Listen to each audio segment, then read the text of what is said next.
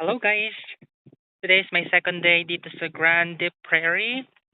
Akala ko talaga Grand Prairie yun. Grand. Yung pala Grande. Grande. So, ito yung eksena. 8:12 na ng gabi. So, mas gusto ko ngayon yung eksena ko dito kaysa nung nasa Fort Mac ako. Kasi, bukod sa naka-basement ako doon. Tapos, ang layo pa ng lalakarin. Pero dito, makita mo agad yung maraming farm, yung canola, ginagawang canola oil. Yung maraming tanim dito, yung mga dilaw-dilaw na flowers, yun. So, doon ako pupunta dyan sa gubat na yan. Sabi safe naman daw. Oops! Kailangan natin na ng landmark bago na naman matanga si bakla at mawala. Simple lang yung bahay dito. Yung mga bahay na yan dito, yung mga bahay na yan nakikita nyo, wala yung mga basement. Walang dungeon. So, dalhin ko kayo doon.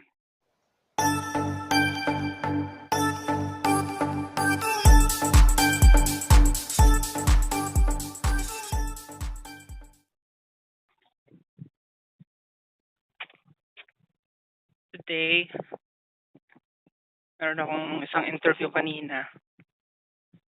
Willing naman mag-provide ng LMIA pero ako yung magbabayad sa consultant niya. Sinintay ko na lang na tawagan ako ng consultant para i-discuss, para alam ko kung magkano yung singil nila. Ang ganda ng ibon, no? Maraming ganyan dito, oh. Mga RV. Pang ano nila. Pang camping-camping. Diba?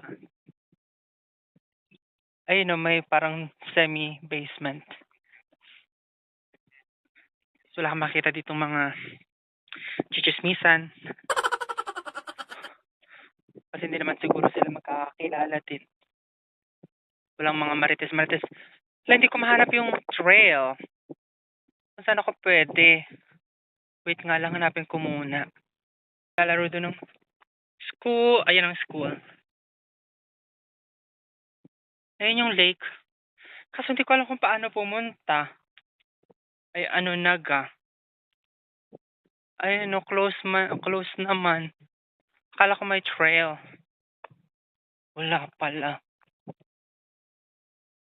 Sarado. Ay, family day. So, kung school yan, pwede kaya tayo dyan. Ay, no. Akala ko makakapunta ako dun. So, kailangan kong pumunta dyan. Try ko nga.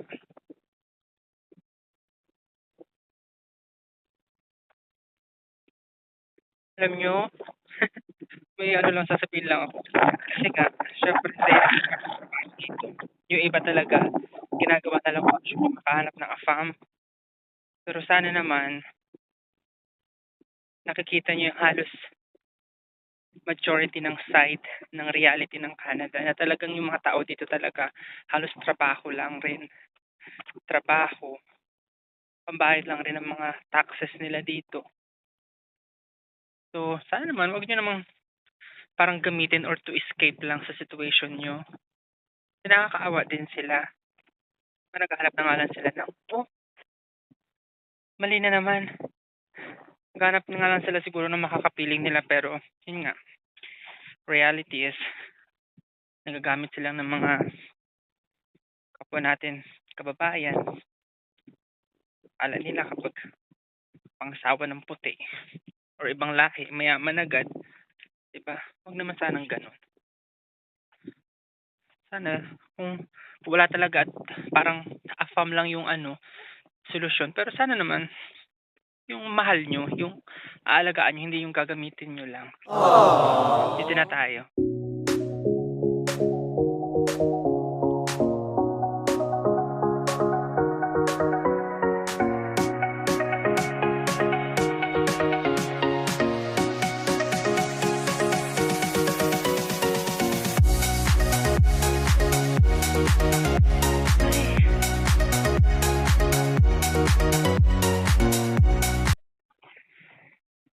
super super blessed. Oy, may nahanap tayong ano, bola. Super blessed, alam mo 'yun, sana makagawian natin yung mindset na kahit sa bad situation nakikita natin yung good side of it, 'di ba? And I'm super, super grateful kasi alam ko despite na mahirap dito sa Canada, nagkaroon ako ng pagkakataon na subukan. Kahit kasi naman alam ng tao ngayon na ah, yung yung economy ng Canada ngayon, yung government is talagang hindi maganda. So, pero despite of it, marami pa rin mga millions of people pa rin. Siguro yung mga naghahangad na makapasok dito sa Canada, 'di ba? So, isa na ako sa mga nakapasok. So all I have to do, give my best, do my best. Kapag wala, ganun talaga, at least sinubukan ko. Tsaka kasi aminin niyo, super fantasize talaga natin yung Canada, yung Switzerland. I've been in Switzerland last March. Zurich, naloka ako. There are places lang talaga na maganda sa bawat bansa, 'di ba? So parang yung mga western people, white people, pag nakita nila yung parang Asia Pacific, parang wow, tropical, wow, ang gaganda ng beaches, Palawan, ganyan-ganyan. Pero hindi nila nakikita yung slum area, yung parang ganun lang din.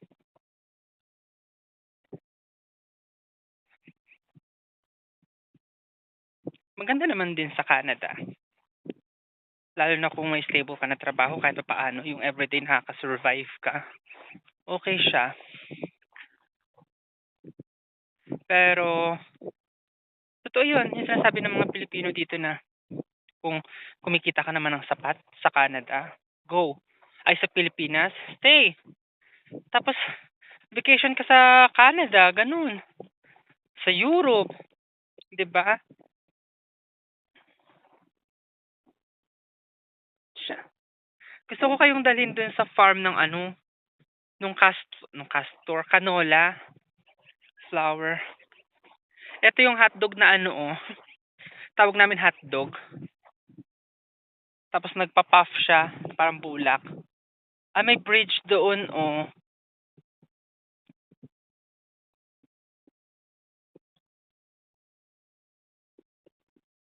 Nung paalis ako ng Fort Mac, papunta rito, may nakita akong ano, goose. Pero babae, so wala siyang sungay. Diba? Isipin niyo bang nasa Canada ako?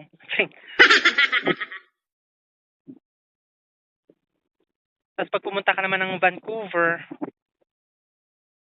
actually yung mga central ng city nila, yung mga sentro ng city nila, ayan, doon mo makikita yung ano, mga drug addict.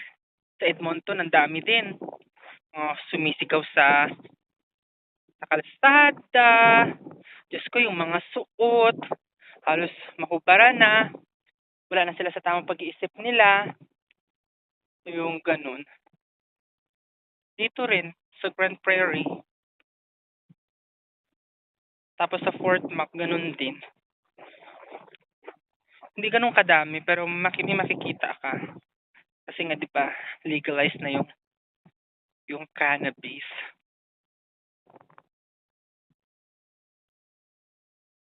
Sa Fort Mac ako, siguro mga 2 days before ako umalis. Yun, sa basement ako. Karaoke lang, walang microphone. Pag, ewan ko, yung kanlungan, nakakaiyak pag kinakanta mo or kahit pag naririnig mo. Medyo, hindi naman kasi talaga ako pala iyak. Mas naiiyak ako sa mga commercials, sa mga auditions, yung mga ganun. Doon ako super iyak. Pero yung nangyayari sa life ko, yung kapag may mga problema, hindi ako ganun talaga. Ang hirap-hirap kong umiyak. Kailangan pa ng suntot na kanta. Alam mo yun, sino bang ganun? Comment down below kung ganun din kayo na klase ng tao. Tapos, alam mo yun, syempre mag-self-pity ka. medyo nag-breakdown ako. Hindi naman super hagulgol. Parang naluha din talaga ako. Tapos, yun. Cried and dasal. Feeling ko powerful yun. Yung kapag nag-breakdown ka, tapos nag-one last pray ka kay God. Yung parang iba yung dasal. Iba yung connection. May kasamang luha. Ibibigay niya. Nagiging powerful kasi mas genuine yung prayer mo eh.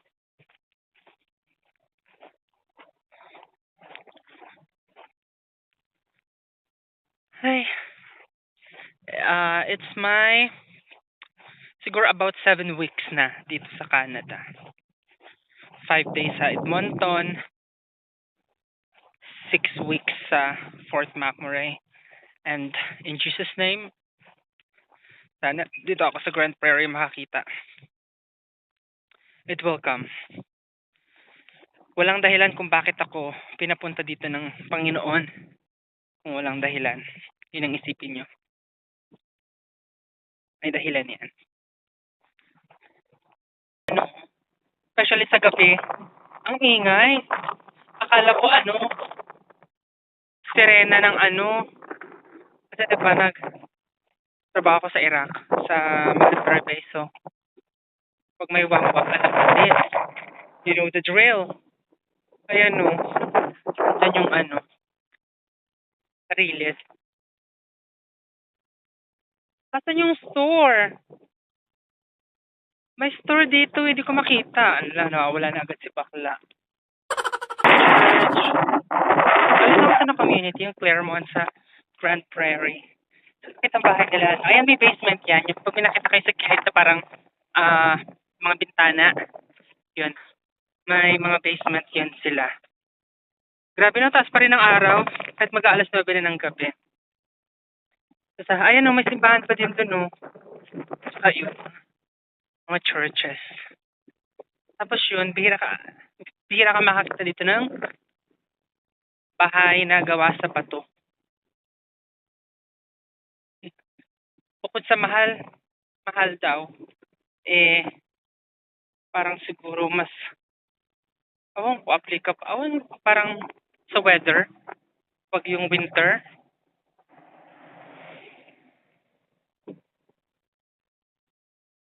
so namali pala tayo ng liko. Ayun siya Claremont Store. Buwang ganun ice cream barn. Ayun yung canola. Ginagawang canola oil. Hindi kasi ako makapunta dun eh. Kasi tatawid pa. Na mokat na manakis. Bibili ako ng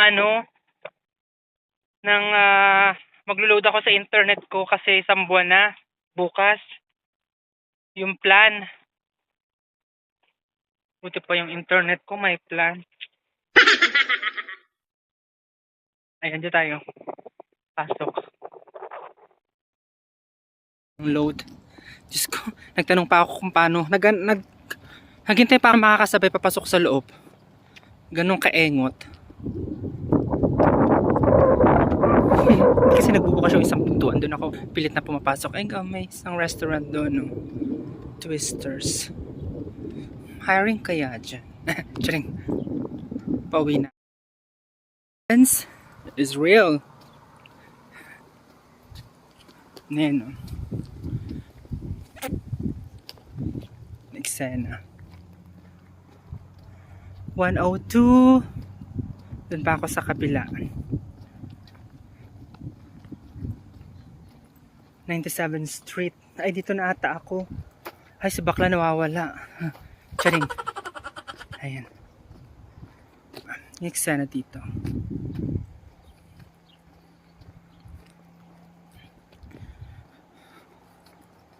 Diba? Ganito yung provincial feels. Provincial level. Province. Basta. Ganun.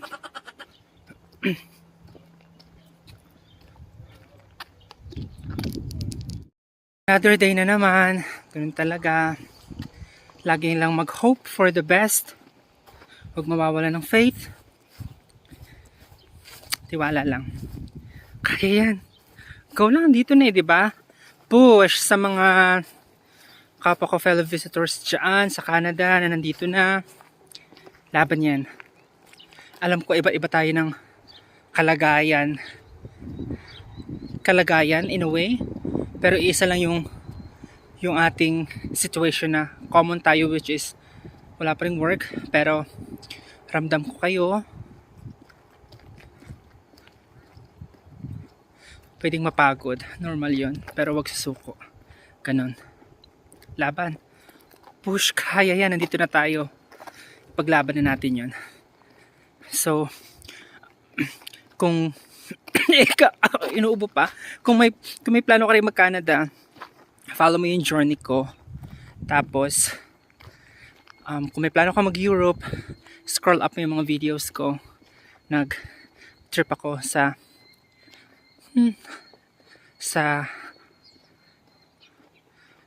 Europe.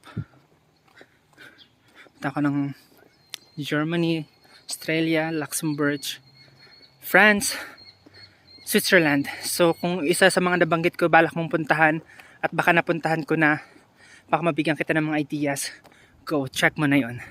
So yeah, thank you for watching. Hope to see you in my next video. Please don't forget to like and subscribe and ring that bell para ma-notify ka. God bless you. Bye.